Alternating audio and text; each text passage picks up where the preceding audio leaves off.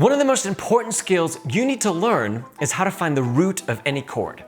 Finding roots can first simply enable you to talk about chords and harmony with your teacher or another musician, but it's also a stepping stone into more complex harmonic analysis that can actually unlock doors in performance and even in memorization. And most simply, the root tells us the name of the chord or what note the chord is built on. And as you learn more about theory, knowing chord roots becomes super important in determining how a chord or how a harmony is functioning in a piece or in a passage. So let's dive in. All Western classical music and most pop music is built on harmony made by stacking thirds. So now, in its simplest form, let's talk about what stacking thirds means. If we have a C on the bottom, and we stack a third on top of that, we get E. We stack a third on top of that, and we get G. This, we all know probably, this is a C major triad, right? But we got it, we found it by stacking thirds, one on top of another. C to E is a third, and then E to G is another third. So this chord has two thirds stacked upon each other, right? Now, when we look at the lowest note of a chord that has its thirds stacked already, that lowest note is the root.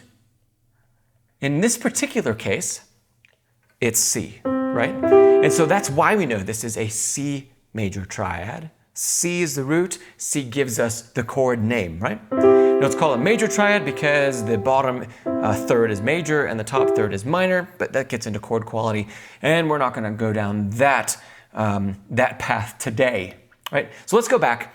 Let's take those same notes that were in C major. We're going to rearrange them a little bit now, though. So this time, we're going to put them in this order. E, and then G, and then C. So there we go. Here's E and G and C. Same three notes as last time. Now this time, what's the root of this chord? What do you think? If you said E, you will have fallen into the little trap I just made for you. Because this time, E is the lowest note, but it's not the root. Because, what do we know? Roots are the lowest note when the chord is stacked in thirds. And this chord, that's not stacked in thirds right now, is it? Okay, so how can we take the chord that we currently have, this E and G and C, how can we stack it in thirds? How can we rearrange the notes to be a third apart from each other? Simplest way, first of all, we're going to look and see, are there any notes that are already a third apart? The answer is yes. E and G are already a third apart. Let's leave those where those are, okay? Now the last note we have, C, which is on top here, we're going to pretend like the C isn't up here. We're going to remove it from the chord.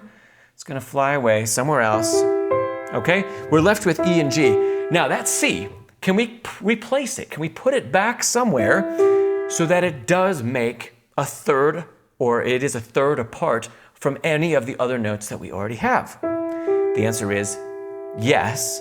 If we move the C from where it was on the top, and we move it down an octave, the C comes down, and it becomes middle C, and then we have this chord, C, E, and G. That should look familiar. It should look like the first one we did today. So now the C, instead of being up at the top of the chord, the C came down and was put on the bottom, right? Now that C is on the bottom, we can say this chord is stacked in thirds. We've got a third on the bottom and a third on the top. Then we look at the lowest note. We say that's a C. That note now equals the root, because after we stack the chord in thirds, we look for the lowest note. That lowest note is the root of the chord. Okay, let's make it a little bit more complex. This time we're going to have 4 notes, and let's use, we're going to go down into the bass clef. Let's use G, B, C, and E. So here we got G and B and C and E. We make this chord putting it all together. That's very nice. Now, first off, what's the root of this chord? Is the root G? Hopefully you didn't say yes, or you didn't say the root is G, because that was the trap we saw last time, right? First, before we can figure out what the root is, we have to make sure the chord is stacked in thirds. Is this chord stacked in thirds right now? No, the answer is no. Does this chord have any thirds present in it? Yes, it does. We've got a third on the bottom, the G to the B, right? And then we have a third on the top. Here we go, C and E. So we still have two separate thirds, but we're missing the link between them, let's say, right? So now, in this particular case, you could start with either instance. You could start with the C and E as a third that we build off of or start to stack our thirds from, or we could start from G and B. And in today's instance, we're actually going to start with that one. We're going to start with G and B. Okay, so we don't need to remember that we've got a C and an E here that we need to replace. We need to remove them from where they are in the chord and find another way to put them in, okay? So I'm going to start building a chord on the right side over here. And we're going to start with the notes we already know that are a third apart. Here we go. It's a G and a B. Those are a third apart. Now, let's say, is there a note, C or E, that we can add to G and B where it's a third apart from one of those two notes? If we look on the top first, if we look up here in this region, what note is a third above B? Well, that would be a D. And it would be a D of any kind, D flat, D natural, D sharp. It would have to be a D. Is D one of the two note names we have over here? No, it's not. Okay, so that's probably not the right direction for us to go. So instead, let's look below the chord. Okay, we have G and B. What note would be a third lower than G? We can count down, and we're going to find a third lower than G is E. Is E one of our two choices over here? Yes, it is. All right, so we can replace the E from where it is on the top, over on this side. It's on the top of the chord. We're going to put it down here on the bottom. So the E travels down and comes around there, okay? Now we have a whole new triad, right? We have E and G and B. We have one more note we got to figure out, right? And that is C. Now, is there a place that we can add C, any C on the piano, to this new triad that we're building on the right? Can we add it in there and have it be a third apart from one of the other notes? Yes, we can. If we continue down from E, another third, we're going to find we can put a C down here. Okay, so now, is this chord stacked in thirds? Yes, yes it is. Okay, now in order, we've got C on the bottom, E in the middle, G next in the middle, B on the top. Now we can say C, because it's the lowest note after stacking in thirds. C is the root of this chord. And now we can also say this is a C major 7 chord, right? Well, this is a C major 7 chord, and this is a C major 7 chord, the first one that I played over here. They're both C major 7, right? Even though the lowest note is different, they're both C major 7 because the root is what gives us the name of the chord, not the lowest note necessarily. Okay, hope this is all making sense here. So we've done a lot of examples here in C, and so we're going to shift it up and do something not only in a different key, but something that's in a voicing that might be more like the context that we would see in a piece of music or in the middle of a measure or a chord, how it may be used in a piece, right? So that it's not just a triad and it's not so separate from what we encounter in music. But first, before we get into that, if you're finding value in this video and you're getting something out of it, please give it a thumbs up. Consider subscribing to the channel if you haven't already. Ding that notification bell so you don't miss out on future content here on Pianist Academy. And now let's dive back in and do this new type of chord voicing. Okay, this time, we're gonna work fully in the bass clef again. And we're going to have these notes, G sharp, and how about an E, and then an F sharp, and a B, and a D sharp. Okay, I've written them how the two hands would play. It would sound like this. So there we go. That's a really, really beautiful sounding chord. You might not find this in, let's say, classical music or even romantic music, but you would definitely find it in jazz and in contemporary classical writing.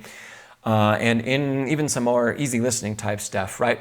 If we can identify this harmony, because this is actually quite a complex harmony, if we can identify this, we can identify anything in any piece of classical music, pretty much. Okay, so first off, you know the game now, right? We have to decide, what is the root of this chord? Is the chord currently stacked in thirds? How are we going to find the answers to all those questions? So what I'd really like you to do is pause the video and see if you can figure this one out on your own first. Okay, so ask yourself, is this chord already stacked in thirds the way it is right here? If it is, we can look at the lowest note.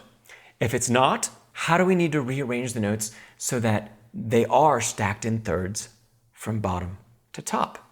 And then once we find the answers to those questions, we can say, what is the root of this chord?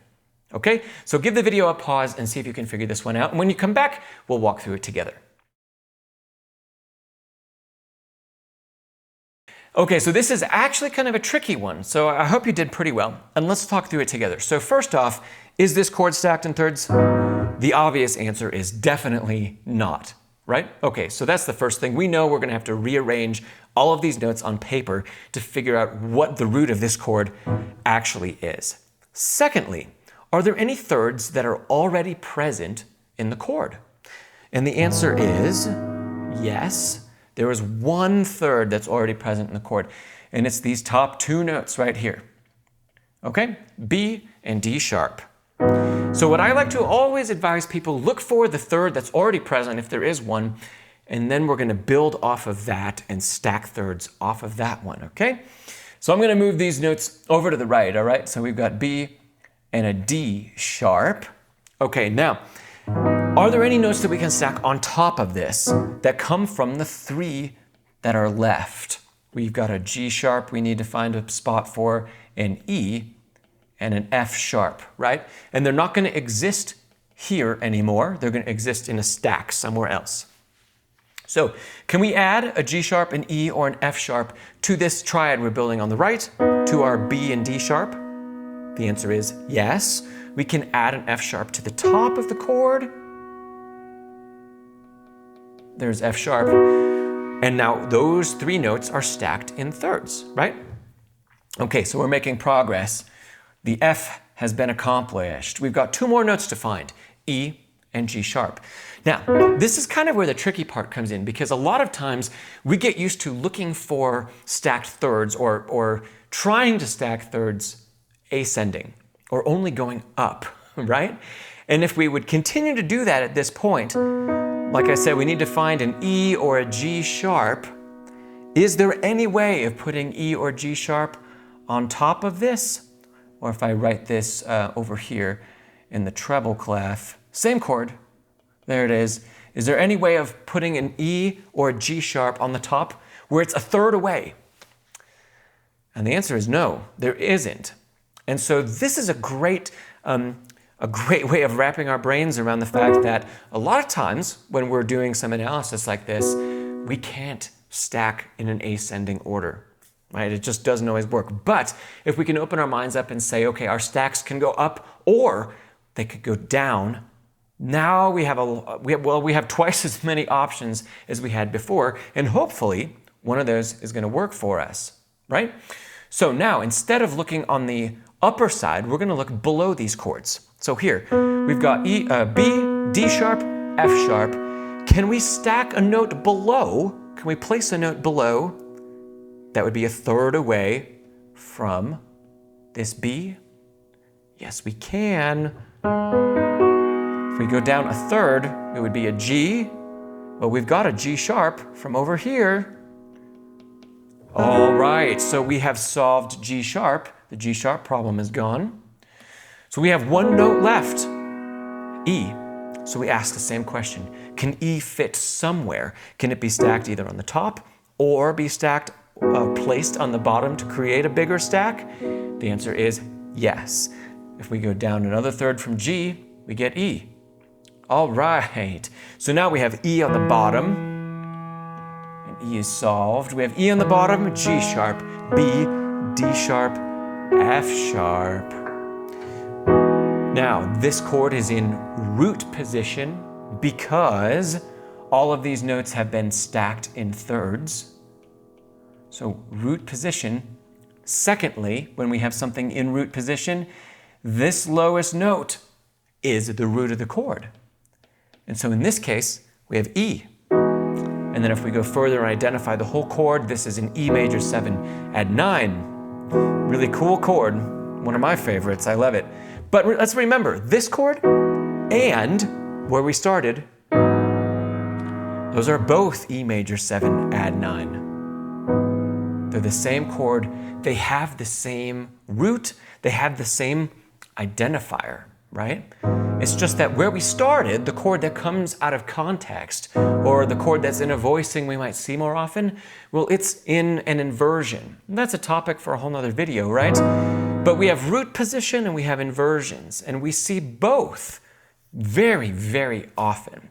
So as long as we know the bottom note is only the root of the chord, it's only the identifier of the chord when the chord can be stacked in thirds, right? So we go back to this chord, the root is E. Even if I'm playing it in this voicing, where G sharp is the lowest note, even in this voicing, E is the root because it's an E major 7 add 9. Just like this one, same chord, same 5 pitches.